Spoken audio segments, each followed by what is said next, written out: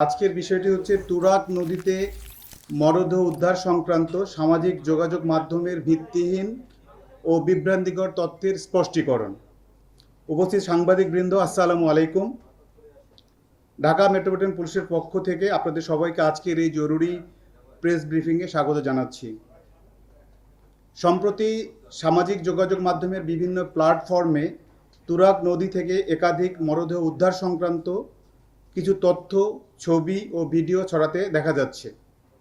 Dhaka metropolitan police অত্যন্ত গুরুত্বের সঙ্গে বিষয়টি খতিয়ে দেখেছে। জনমনে বিভ্রান্তি দূর করতে এবং সঠিক বস্তুনিষ্ঠ তথ্য তুলে ধরতেই আজকের এই প্রেস ব্রিফিং।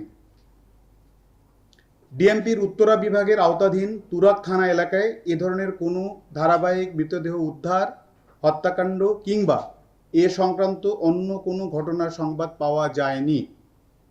একই সঙ্গে এই বিষয়ে তুরাগ থানায় কোনো ব্যক্তি বা প্রতিষ্ঠানের পক্ষ থেকে কোনো অভিযোগ, সাধারণ ডায়েরি বা জিডি বা মামলা দায়ের করা হয়নি। বিষয়টি অনুসন্ধানে পরিচালিত তথ্যের কোনো সত্যতা পাওয়া যায়নি।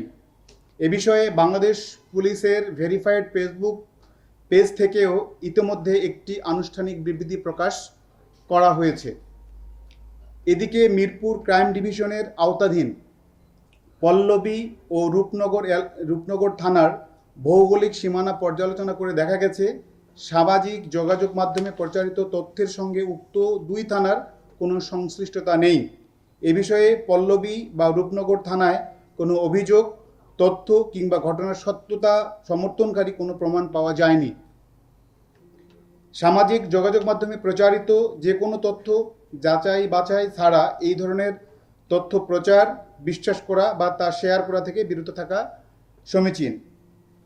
কোনো গুজব, বিভ্রান্তিকর বা উস্কানিমূলক তথ্য সমাজে অস্থিরতা সৃষ্টি করতে পারে এবং আইন শৃঙ্খলা পরিস্থিতি অবনতির কারণ হতে পারে। ঢাকা মেট্রোপলিটন পুলিশের পক্ষ থেকে এই ধরনের কর্মকাণ্ড হতে বিরত থাকার জন্য আহ্বান করা হলো। ধন্যবাদ।